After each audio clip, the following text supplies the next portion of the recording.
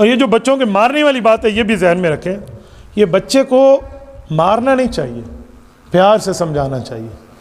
ہاں والد کو والدہ کو خاص مواقع پر اجازت ہے کہ تھوڑی بہت کوئی مار پیٹ اور ڈانٹ ڈپٹ، صرف ماں باپ کو، باقیوں کو نہیں۔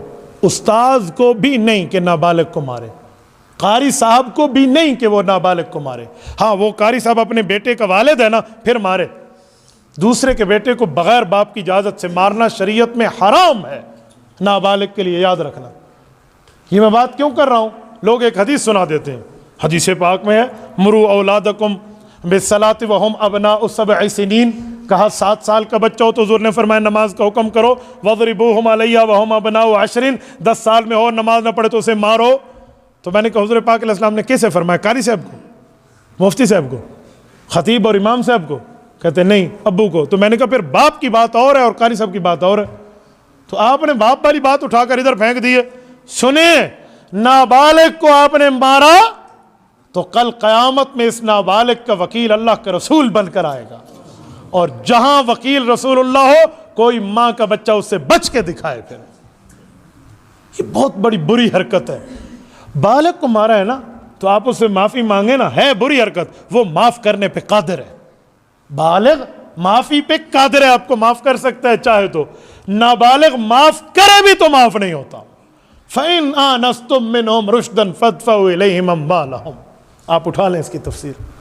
نابالغ کے معاف کرنے پہ بھی مسئلہ معاف نہیں ہوتا، ہم اس کو پتہ نہیں کیا سے کیا کر لیتے ہیں۔ تو اس لیے میرے دوستو تھوڑا سا فرق کیا کرو۔ ہاں قاری صاحب کو چاہیے، یہ اللہ کی کتاب پڑھا رہا ہے تو اپنا اخلاق اور اپنا رعب ایسا رکھے، اپنی معاملات ایسے رکھے کہ بچہ پڑھنا شروع کر دے۔ انہیں ٹافی دے کر بھی تو پڑھایا جا سکتا ہے۔ میرے بیٹے کو گھر میں کسی بچی نے ویڈیو دکھا دی کہ اس قاری نے پنکھے سے الٹا لٹکایا ہوا ہے اس بچے کو، میرا بیٹا مجھے کہنے لگا میں قاری کے پاس پڑھنے نہیں جاؤں گا۔ مجھے 3 ماہ لگے ہیں اس کا ذہن بنانے میں کہ بیٹا قاری کے پاس نہیں بھیجوں گا، حافظ کے پاس بھیجوں گا۔ اسے کیا پتا قاری اور حافظ میں کیا فرق ہے، یہ ذہن دیا۔ انہوں نے کہا حافظ کے پاس جاؤں گا، قاری، اس کا ذہن بن گیا کہ پنکھے سے الٹا لٹکایا جاتا ہے۔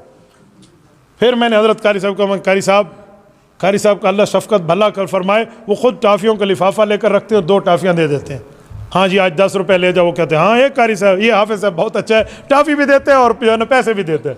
یا میں نے کہا جی میں جیب سے آپ کو پورے ٹافیوں کو کارٹن لے کر دیتا ہوں، 2 اسے روزانہ دے دیا کرے 2-4 اور بچوں کو، تاکہ ان کا مائنڈ بنے کہ ہمیں کچھ ملتا ہے یہاں پر۔ تو یہ دماغ بن جاتا ہے، پھر یوں غلطیاں نہیں کرنی چاہیے۔ جناب یہ آج پہلی دفعہ آپ سے ہم نے سنا کہ بچے کو اگلی صاحب نے ہم تو یہ سمجھ رہے ہیں کہ نہیں کھڑے کرنے بچے کو۔ نماز کی بات کرتے ہیں، میں قاریوں کی بات پوری کر لوں، عنوان میرا چینج نہ کریں، توجہ۔ تو بابا مارنے کا کیا مطلب؟ پیار سے بھی تو پڑھایا جا سکتا ہے۔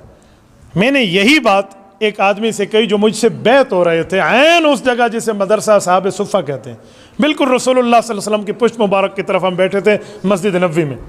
تو گھر سے مجھے کہنے لگے کہ حضرت شیخ صاحب اب تو میں نے آپ کی بیعت کر لی ہے، لیکن ایک سوال پوچھوں کہ بچہ حفظ نہیں کرتا اگر اسے مارے نہیں تو؟